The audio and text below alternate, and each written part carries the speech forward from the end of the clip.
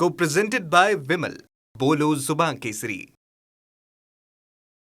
कडून मोठ्या प्रमाणात हिंसाचार होतोय. तो इतक्या पातळीवर पोहोचलाय की प्रस्तावित भाजपचे जे काय मुख्यमंत्र्याचे दावेदार आहेत त्यांचे पीएची रात्री हत्या झाली गोळ्या घालून. हे चुकीचं आहे ना. हत्या जर कोणाची होत असेल, मारामारी होत असेल, कोणाचं ऑफिस तोडलं जात असेल, नाहीतर बुलडोझर दुसऱ्या दिवशी तुम्ही वापरत असतात, तर या योग्य नाही आहेत गोष्टी. अशी परिस्थिती तर होत असेल तर म्हणजे कुठल्या लेवलला राजकारण तिथं गेलेलं आहे याचा विचारसुद्धा त्या ठिकाणी आपण सर्वांनी केला पाहिजे. म्हणजे रोज कुणी ना कुणीतरी तिथं मरतंय, कोणाला तरी मारलं जातंय. म्हणजे अशा पद्धतीने राजकारण होणार असेल तर मग फारच अवघड आहे. त्यामुळे तिथे वेस्ट बेंगॉलचं राजकारण फार गलिच्छ लेवलला तिथे गेलेलं आहे. विकासाच्या बाबतीत कुणी बोलेला, पण गुंडागर्दी आणि ह्या विषयावर तिथं चर्चा चालू आहे. त्यामुळे ह्या सगळ्या गोष्टी कुठे ना कुठेतरी चुकीचं आहे.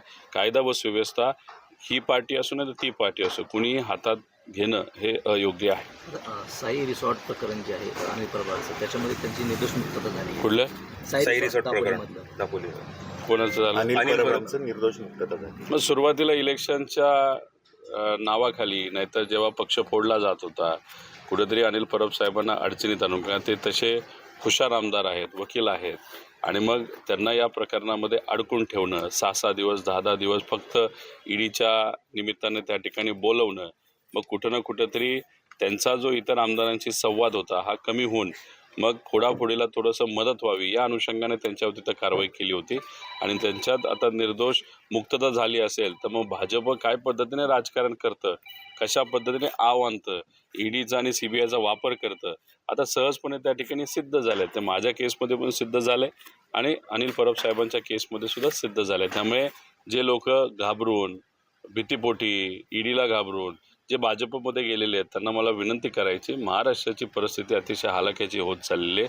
महाराष्ट्राचा विकास हा कमी होतो आणि गुजरातचा जास्त होतो. गुजरातच्या विरोधात आम्ही आहोत असं नाही, पण राज्यकर्ते आपल्या महाराष्ट्रातले कुठेतरी विकासाच्या बाबतीत कमी पडत आहेत. त्यामुळे घाबरून तुम्ही पलीकडे गेला असाल तर आता घाबरू नका. कोर्टसुद्धा तुमच्या बाजूने निकाल देते. आता या इकडं रस्त्यावर उतरा आणि या सरकारच्या विरोधात लढा.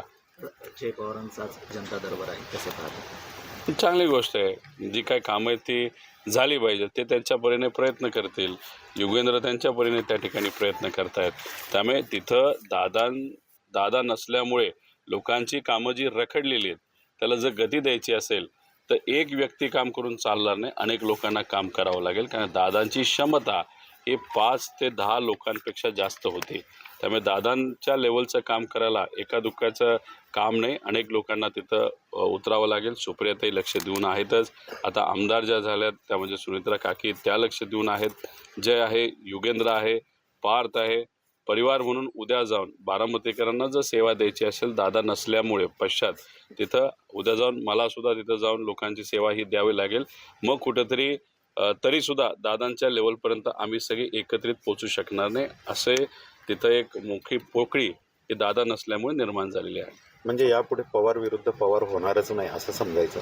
भाजपबरोबर ते जर असले, म्हणजे अजितदादांचा पक्ष हा सातत्याने भाजपवर राहिला आणि उद्या जाऊन भाजपवर राहून जर पवार परिवारातून एखाद्या व्यक्तीला त्यांनी दिलं आणि उद्या आमचा पक्ष हा भाजपच्या विरोधात सातत्याने राहणारच आहे आणि आम्ही जर कुठल्या तरी दुसऱ्या पवार सोडून दुसऱ्याला दिलं तर पवार विरुद्ध पवार नाही होणार. पण आमच्याकडनं जर पवार परिवारातला एक व्यक्ती का, कारण का ते सातत्याने भाजपबरोबरच थांबत आहेत अजितदादाचा पक्ष, तर मग कदाचित उद्या जाऊन पवार विरुद्ध पवार होऊ शकतं. कारण 2 वेगळे पक्ष आहेत.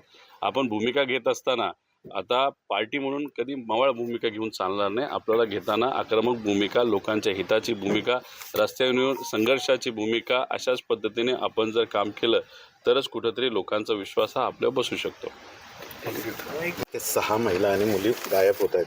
महिन्याचा हा आकडा मोठा आहे, गेल्या वर्षाचाही मोठा आहे. सत्ताधारीचा पोलीसही नाही आणि आपला पक्षसुद्धा याविषयी आवाज उठवत नाही. आता तुम्ही जर बघितलं तर याच्यामध्ये या महाराष्ट्रामध्ये 2025मध्ये 1,40,000 महिला आणि मुली बेपत्ता झाल्यात.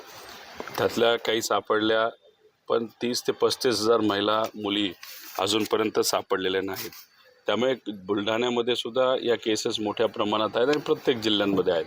त्याच्याचबरोबर आपण जर बघितलं तर पॉस्कोचे जे गुन्हे दाखल झालेत त्याच्यामध्ये सगळ्यात जास्त अहिल्यानगरमध्ये आहे आणि आपल्या बुलढाणा जिल्ह्यांमध्ये सुद्धा या केसेस आहेत. त्याचा नंबर कुठेतरी या महाराष्ट्रामध्ये 10व्या का 12व्या नंबरला तिथं येतो. त्यामुळे पॉस्कोच्या केसेस म्हणजे लहान मुलीच्या केसेस या जर वाढत असतील आणि आपल्या या महाराष्ट्रात वाढत असतील तर हे योग्य नाही. आणि ज्या मुली बेपत्ता होत आहेत, महिला बेपत्ता होत आहेत, तोही आकडा फार महत्त्वाचा. पण काय होतं की भाषण करत असताना सत्ताधारी बोलतात बघा 1,40,000 महिला या बेपत्ता झाल्या होत्या. अरे पण बरोबर आहे, पण 30,000 कुठं सापडल्यात अजून, त्यांच्याबद्दल काहीतरी तुम्ही बोला. त्यामुळे काही सत्ताधारी शब्दाचा खेळ तिथं करतात, पण याच्यामध्ये आयुष्याचा खेळ मात्र सामान्य लोकांचा त्या ठिकाणी होत चाललेला आहे. दादा, ज्या जिल्ह्याचा आज आपण दौरा करतायत बुलढाणा जिल्ह्यात, या बुलढाणा जिल्ह्यात 3 युवकांनी केवळ लग्न होत नाही म्हणून आत्महत्या केली आहे. नाही, तो विकासाचा अभाव असल्यामुळे कुणी आत्महत्या करू नये असं माझं तरी म्हणणं आहे. कारण का बरेच युवा शिक्षण घेतात, डिग्री घेतात, खर्च करतात शिक्षणासाठी, आणि मग जेव्हा नोकरीची वेळ येते तेव्हा त्यांना दुर्दैवाने नोकरी मिळत नाही. आणि मग नोकरी नसेल तर लग्न होणं अवघड असतं. त्याच्याचबरोबर आपण शेतीची परिस्थिती आज बघितली तर सोयाबीनचे भाव वाढत नाहीत, कपाशीचे भाव वाढत नाहीत. पण तुम्ही दुसऱ्या बाजूला बघितलं तर त्याच्यात खताच्या किमती मोठ्या प्रमाणात वाढल्यात. आज तुमच्याशी बोलत असताना DAP पासून सगळ्याच गोष्टींच्या किमती वाढल्यात. मग आता एका बाजूला उत्पादन वाढत नाही, मार्केटमध्ये चांगला भाव मिळत नाही, दुसऱ्या बाजूला खर्च वाढत चालला, त्यामुळे शेती परवडत नाही. याच्यात मग काही युवा अशा पद्धतीने निर्णय घेतात. मग असं जगण्यापेक्षा आपण आत्महत्या केलेली बरं, असं जर कोणी विचार करतं ते अयोग्य आहे. आपल्या या महाराष्ट्रामध्ये दिवसाला 8 आत्महत्या शेतकरी करत आहेत आणि 5 युवा दिवसाला आत्महत्या करतात. ही आजची आपल्या महाराष्ट्राची परिस्थिती आहे. तर या सगळ्या गोष्टींकडे धोरणात्मक दृष्टिकोनातून बघणं हे फार महत्त्वाचं आहे. आतासुद्धा सोयाबीनचे रेट वाढलेत, सरकार म्हणेल त्यांच्यामुळे वाढले, खरं तर ते त्यांच्यामुळे काय वाढलेले नाहीत. त्याला वेगळी कारणं आहेत, इंटरनॅशनलचं कारण आहे, डिमांड वाढलेली आहे. पण मग गेले 4-5 वर्ष जे शेतकऱ्याचं नुकसान झाले ते काय नुकसान असंच भरून निघणार नाही. आणि त्यामुळेच अशा पद्धतीने काही शेतकरी आणि युवा निर्णय घेताना आपण सगळे बघू शकतो. ममता बनर्जी ने इस्तीफा देने से मना किया है मुख्यमंत्री पद का, क्या आप कैसे देखते हैं, क्या कहेंगे? देखो, उनको एक मैसेज देना है. उनका कहना क्या है, जिस तरीके से इलेक्शन कमीशन ने वहाँ पे वेस्ट बंगाल में भाजपा का काम किया है वो संवैधानिक दृष्टिकोण से अच्छा नहीं है. अगर आप देखो, उन्होंने मुझे इलेक्शन कमीशन ने ट्वीट भी की थी, वो TMC के खिलाफ ट्वीट की थी. वो तो अधिकार उनके पास नहीं है. उसी के साथ जिस तरीके से वो वहाँ पे काम कर रहे हैं या निर्णय ले रहे हैं, वो कहाँ ना कहाँ तो भी BJP ओरिएंटेड काम इलेक्शन कमीशन कर रहा है, ऐसे उनका ममता दीदी का कहना है. इसीलिए उन्होंने ये जो हार हुई, ठीक है, हालांकि हार एक्सेप्ट करना चाहिए, लेकिन उनका कहना है कि इस तरीके से इलेक्शन कमीशन काम करेगा तो मैं तो इस्तीफ़ा नहीं देने वाली, मुझे हटाओ. तो शायद उनका एक प्रयत्न ऐसे भी होगा, आगे जाके कोर्ट का भी वो सहारा ले सकती है. लेकिन वो उनका वहाँ पे विषय, वो मैसेज जो देना चाहते हैं इलेक्शन कमीशन के बारे में, वो ज़्यादा महत्त्वपूर्ण है, ऐसे मुझे लगता है. बीड जिल्ह्यात सुद्धा कोणी डॉक्टर्स आहेत की ज्यांनी महिलांचं लैंगिक शोषण केलं आहे. कुठल्या राजकीय पक्षाशी संबंधित आहे ते डॉक्टर, त्यांची नावं कळतील का? नाही, कोण कुठल्या पक्षाशी संबंधित असला नसला तरी त्याच्यावर कारवाई होणं महत्त्वाचं आहे. पण लवकरच त्या पद्धतीने जे महिलांवर अत्याचार करणारे कोणी डॉक्टर असतील, लोक असतील, त्यांची नावं पुढे येतील असं आम्हाला कळते. कारण काही मुली आम्हाला भेटलेल्या, त्यांनी सांगितलं की अशा पद्धतीने काही गोष्टी काही हॉस्पिटलमध्ये तिथं घडतात, अन्याय केला जातो, दबाव आणला जातो, मुलींचा वापर तिथं केला जातो. त्यामुळे उद्या जाऊन कोण आहे, कसं आहे, आम्ही तिथं सांगू. पण मग कुठं ना कुठं तरी महिलांवर अत्याचार करण्याच्या बाबतीत भीतीच लोकांना राहिली नाही असं आपल्याला म्हणावं लागेल. या राज्याचे जे मंत्री आहेत, त्यांचे जे OSD आहेत, त्यांनीसुद्धा त्यांच्या पत्नीला वागणूक देत असताना फार बेल्टली मारलेलं आहे. म्हणजे मग अशा पद्धतीने जर लोक विचार करत असतील तर सत्ताधाऱ्यांचे म्हणजे मंत्र्यांचे त्यात काय चूक आहे असं मी म्हणणार नाही. पण मग एवढा अहंकार येतो कुठून, जेणेकरून महाराष्ट्रामध्ये अशा पद्धतीच्या घटना त्या ठिकाणी वाढत चाललेल्या आहेत. भंडाऱ्यामध्ये जनगणना जी सुरू आहे त्याच्यामध्ये OBC कॉलम नसल्याचा आरोप होतो. नाही, असं होऊन चालणार नाही. कारण तिथं जातीय जनगणना व्हावी यासाठी आपण सगळ्यांनीच प्रयत्न केले होते. आम्ही सुद्धा 800 किलोमीटर चाललो होतो. त्याच्यात प्रमुख मागणी आमची जातीय जनगणना अशीच त्या ठिकाणी होती. राहुल गांधीजींनी सुद्धा पार्लमेंटमध्ये हा मुद्दा मांडला होता, त्यासाठी ते लढले होते.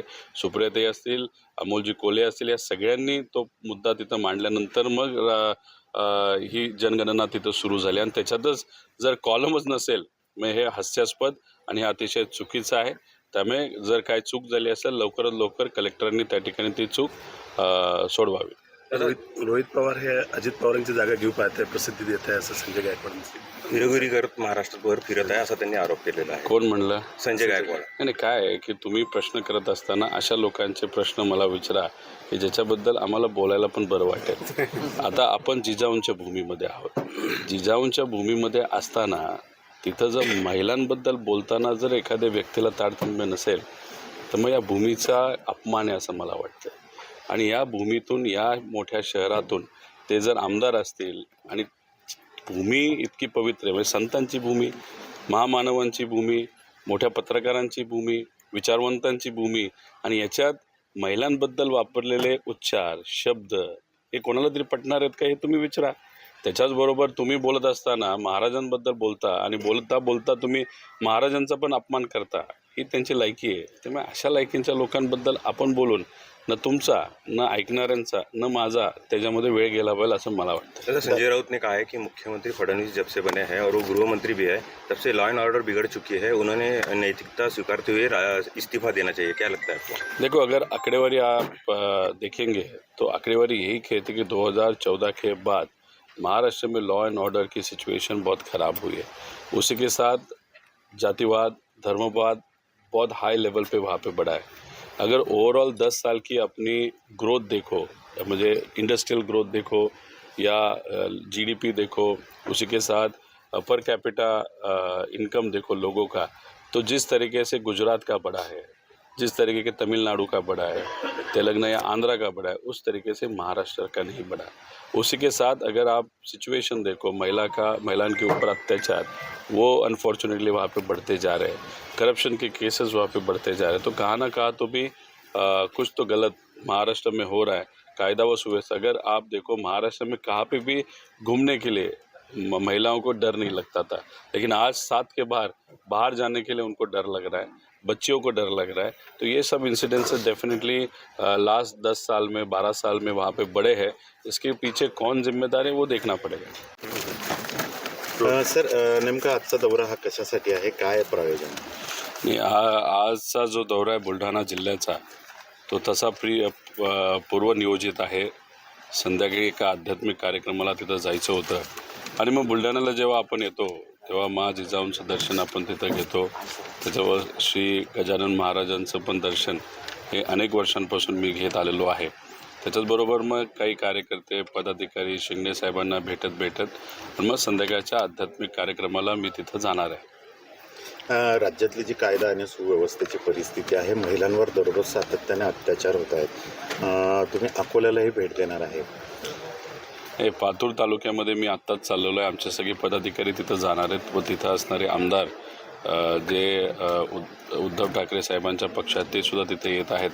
विषय एवढाच आहे की या महाराष्ट्रामध्ये कायदा व सुव्यवस्थेची परिस्थिती अतिशय हलाखीची झालेली आहे. तुम्ही जर बघितलं असेल तर रोज कुठल्या ना कुठल्या तरी घटना ह्या समोर येत आहेत. आणि याच्यात जर आपण बघितलं तर दिवसाला 24 बलात्कार आपल्या या पवित्र भूमी म्हणजे महाराष्ट्रामध्ये तिथं होताना आपण बघू शकतो. म्हणजे तासाला 1 बलात्कार तिथं होतात. हे कदापि आपल्याला शोभणारं नाही, आपल्याला पटणारं नाही. त्याच्याचबरोबर काही 4-5 दिवसांपासून ज्या काही घटना घडलेल्या आहेत त्या लहान मुलींच्या बाबतीत, म्हणजे ज्याला आपण पॉस्को कायद्याच्या अंतर्गत तो गुन्हा म्हणतो, या महाराष्ट्रामध्ये गेल्या वर्षी म्हणजे 2025मध्ये 13,000पेक्षा जास्त केसेस या लहान मुलींच्या तिथं झालेल्या आहेत. मग जेव्हा काल मी जेव्हा जळगावला गेलो होतो आणि बडगावला, तिथं गेल्यानंतर 3 वर्षापूर्वी एका मुलीवर बलात्कार करून तिचा मृत्यू त्या ठिकाणी झाला होता. तिला फार विचित्र पद्धतीने तिथं मारण्यात आलं होतं. 3 वर्ष होऊनसुद्धा त्या पीडित परिवाराला तिथं न्याय मिळाला नाही. मग लोकांचा प्रश्न आहे की कायदा असा असेल तर न्याय कसा मिळेल. त्यामुळे त्या अनुषंगाने कायद्यामध्ये मोठे बदल आपल्याला करावे लागतील. त्यासाठीच आम्ही शक्ती कायदा हा लागू करावा आणि त्यासाठी स्पेशल सेशन घ्यावं याच्यासाठी सरकारकडे तिथं विनंती करत आहोत. पण कायदा व सुव्यवस्थेची परिस्थिती आपल्या महाराष्ट्राची अतिशय वाईट आणि हलाखीची झालेली आहे. नसरापूर घटनेतील जे पीडित कुटुंब आहे त्यांना न्याय मिळेल असं वाटतं तुम्हाला? नाही, बघा, नसरापूरमध्ये जी घटना घडली, 3-4 वर्षाची ती मुलगी होती, तिच्यावर अत्याचार झाला, तिला मारण्यात आलं. मारण्यात आलं म्हणजे अतिशय क्रूर पद्धतीने मारण्यात आलं. म्हणजे अशी घटना आपल्याकडे घडू शकते हे आपण विचारसुद्धा करू शकत नाही. आता तशाच पद्धतीने 2023ला जो आपला जळगाव जिल्हा आहे त्याच्यामध्ये सुद्धा भडगाव या तालुक्यामध्ये तशीच घटना तिथं घडली होती. 3 वर्षापूर्वी 7 वर्षाच्या मुलीवर अत्याचार करून तिच्या डोक्यात सुद्धा दगड घालून दुर्दैवी तिच्यामध्ये मारण्यात आलं होतं. आता 3 वर्ष झालं तरी तिला न्याय मिळाला नाही. त्यामुळे जे नचरापूरला घडलं तसंच काहीतरी तिथं घडलं. 3 वर्ष जर न्याय मिळत नसेल तर मग कायद्यामध्येच काहीतरी गडबड आहे. तर मग कायदा बदलल्याशिवाय आपल्याला अशा महिलांना मुलींना न्याय देता येणार नाही. प्लस कायदा कडक असेल तर करणाऱ्या म्हणजे असं कृत्य करणारा नाही तर विचार करणाऱ्या व्यक्तीला सुद्धा कायद्याची भीती वाटेल अशी आपण अपेक्षा करू शकतो. त्यामुळे कायदा कडक असणं हे आपल्या सर्वांसाठीच अतिशय महत्त्वाचं आहे. दादा, अशा फास्ट ट्रॅक कोर्टात अशा केसेस चालवतोय, मग फास्ट ट्रॅक कोर्टसुद्धा अशा घटनेचा निकाल लावण्यासाठी पूर्णपणे सक्षम नाही असं समोर आलं आहे. कारण खैरलांजीपासून तर आजच्या घटनेपर्यंतही कुठल्याही फास्ट ट्रॅक कोर्टाने निर्णय आतापर्यंत समोर आलेला नाही. ते आता बघा ना, काल मी भडगावला जेव्हा गेलो होतो त्याच्यात जे विटनेस होते नाहीतर ज्यांनी ती घटना होताना नाहीतर त्यांना बघितलं होतं अशा मुलांनी पूर्वी जी काही तिथं स्टेटमेंट आहे ते स्टेटमेंट ज्या पद्धतीने दिलं होतं आता ते स्टेटमेंट द्यायला तयार नाही. त्यामुळे फास्ट ट्रॅक कोर्ट त्या जल्लद गतीने दुर्दैवाने चालत नाही आणि त्याच्यामध्ये 2दा जज बदलले. त्यामुळे असं जर होणार असेल तर मग न्याय कसा मिळेल. आणि त्याच्यात तिथं जी वागणूक जो तिथं कृत्य करणारा नराधम आहे तो मुलगा आहे त्यावेळेस 18 वर्षाचा होता. तो असा वागतो की जसं त्याला काहीच केलं नाही. जेव्हा कोर्टात तो त्या मुलीच्या आईवडिलांना तिथं भेटतो. आता ह्याच्यात शक्ती कायदा व्हावा यासाठी आम्ही का म्हणत आहोत. ठीक आहे, काही सत्तेत असणारे पदाधिकारी आमच्यावर टीका तिथं करत आहेत पण त्यांना कायदाच कळलेला नाही. शक्ती कायद्याच्या अंतर्गत काही कलम आहेत त्याच्यामध्ये तपास जो आज 2 महिन्यामध्ये केला जातो. शक्ती कायदा म्हणतो तो 15 दिवसात तुम्ही करा. त्याच्याचबरोबर ट्रायल हे 2 महिन्यामध्ये संपवा तर आपला हा शक्ती कायदा 30 दिवसाची दिवस त्याच्यामध्ये देतो. त्यानंतर अपील विदिन 6 महिने आत्ता आहे CRPC 374मध्ये. तेच शक्ती कायद्यामध्ये हे कुठंतरी 45 दिवस आहे. आणि त्याच्याचबरोबर प्रत्येक जिल्ह्यामध्ये महिलांसाठी एक वेगळं तिथं न्यायालय असावं असे 36 न्यायालय हे तिथं करण्यात आले होते जेणेकरून लगेचच्या लगेच त्या केसेसचा निपटारा तिथं होईल. आत्ताच होतं आहे काय की एखादी घटना घडते मग आपल्याला मागणी करावी लागते स्पेशल फास्ट ट्रॅक कोर्ट लावा. पण त्या नवीन कायद्यामध्ये जो शक्ती कायदा आहे त्याच्यामध्ये ऑटोमॅटिकली तिथं वेगळंच एक कोर्ट असणार आहे जे महिलांचे विषय तिथं सोडवणार आहेत. त्यामुळे कुठं ना कुठंतरी हा कायदा येणं महत्त्वाचं आहे. महाविकास आघाडी सरकार असताना हा पास केला होता आपण पण केंद्र सरकारने तो काही स्वीकारला नाही, परत पाठवून दिला. म्हणजे खास सेशन घेऊन या विषयावर चर्चा होणं महत्त्वाचं आहे. कारण का आता ज्या मुलींवर अत्याचार झाले त्यांचा मृत्यू झाला आहे त्यांच्या माता नाही तर त्यांच्या परिचयाच्या माता नाही तर सहजपणे तुम्ही कुठल्याही महिलेला महाराष्ट्रामध्ये विचारलं तुमच्या भावना काय तर त्यांचं मत आलं की मग आम्ही मुली पैदाच करायच्या नाहीत का असा प्रश्न जर लोक करायला लागले तर हे आपल्या महाराष्ट्रासाठी संतांच्या भूमीसाठी अतिशय दुर्दैवी गोष्ट आहे. दादांच्या दुर्दैवी अपघाताला जवळपास 4 महिने होत आले. तपासाची दिशा काय आहे, सध्याचं कोर्ट स्टेटस काय? एकतर तपास ज्या गतीने व्हायला पाहिजे त्या गतीने होत नाही. अजितदादांच्या बाबतीतच FIR जर झाला नाही जो झाला नाही त्यासाठी आम्हाला कर्नाटकात जावं लागलं 0 FIRच्या अंतर्गत. तिथं करून मग आम्हाला इथं ट्रान्सफर करायला लागला पण अजूनसुद्धा तो FIR स्वीकारला गेला नाही. मग या महाराष्ट्राचं उपमुख्यमंत्र्याच्या विषयाच्या बाबतीत ही परिस्थिती असेल तर मग गरिबाचं काय, सामान्य लोकांचं काय, जे लोक न्याय मिळवण्यासाठी अनेक वर्ष प्रयत्न करतात त्यांना आता कुठेतरी असं वाटायला लागलं आहे की मोठ्या नेत्याला जर या महाराष्ट्रामध्ये न्याय मिळत नसेल तर आम्हाला कधी मिळणार. त्यामुळे कुठेतरी या लोकांचा विश्वास हा त्यांनी गमावलेला आहे. तो परत जर आपल्याला आणायचा असेल तर दादांच्या केसमध्ये सुद्धा हलगर्जीपणा करून चालणार नाही. पण हे सरकार कदाचित तो जो VK सिंग आहे VSRचा मालक अनेक लोकांची नावं घेईल म्हणून हे सरकार घाबरतंय आणि तपासाला कुठेही दिशा त्या ठिकाणी देत नाही. तर तुम्ही काल एक व्हिडिओ ट्विट केला खराब रस्त्याचा, राज्य सरकारचे कपडे काढण्याचा तो व्हिडिओ. राज्यामध्ये अनेक रस्ते खराब आहेत. हे अतिशय वाईट परिस्थिती आहे. काय सरकारचे कपडे काढण्याचा तो व्हिडिओ. राज्यामध्ये अनेक रस्ते खराब आहेत. हे अतिशय वाईट परिस्थिती आहे. काय झालं आहे की आता रस्ता मंजूर करायचा असेल नाही तर कॉन्ट्रॅक्ट द्यायचा असेल तर 10% घेतले जातात आणि त्यानंतर जर पैसे काढायचे असेल तर परत 10% घेतले जातात. म्हणजे 20% तर याच्यामध्येच गेले, अधिकाऱ्याचा तर वेगळा टक्केवारी, आणि मग त्याच्यानंतर तो तिथं नफा ठेवणार आणि त्यानंतर रस्ता, म्हणजे 50% याच्यातच जाणार असेल तर रस्ता कसा होणार? त्यामुळे तो जो रस्ता आहे तो मुंबईच्या जवळ एक कुठला तरी मतदारसंघ आहे, शिंदे साहेबांचा आमदार त्या ठिकाणी मतदारसंघामध्ये आमदार आहे, तिथला जो रस्ता आहे, म्हणजे तुम्ही जर बघितलं अक्षरशः कपडे ज्या पद्धतीने आपण काढतो तसं त्या रस्त्याचा जो वरचा कोट आहे डांबरीचा तो तिथं काढला जातो. म्हणजे ही आजची या महाराष्ट्राची परिस्थिती आहे, अतिशय दुर्दैवी आहे. त्यामुळे कोण त्या रस्त्याचे कपडे तर काढलेलेच आहेत, उद्या जाऊन कोण जबाबदार त्याचेही कपडे सरकारने त्या ठिकाणी लवकरात लवकर काढावे. कसा होणार? त्यामुळे तो जो रस्ता आहे तो मुंबईच्या जवळ एक कुठला तरी मतदारसंघ आहे, शिंदे साहेबांचा आमदार त्या ठिकाणी मतदारसंघामध्ये आमदार आहे, तिथला जो रस्ता आहे, म्हणजे तुम्ही जर बघितलं अक्षरशः कपडे ज्या पद्धतीने आपण काढतो तसं त्या रस्त्याचा जो वरचा कोट आहे डांबरीचा तो तिथं काढला जातो. म्हणजे ही आजची या महाराष्ट्राची परिस्थिती आहे, अतिशय दुर्दैवी आहे. त्यामुळे कोण त्या रस्त्याचे कपडे तर काढलेलेच आहेत, उद्या जाऊन कोण जबाबदार त्याचेही कपडे सरकारने त्या ठिकाणी लवकरात लवकर काढावे. दादा काल Co-presented by Vimal. बोलो जुबान केसरी.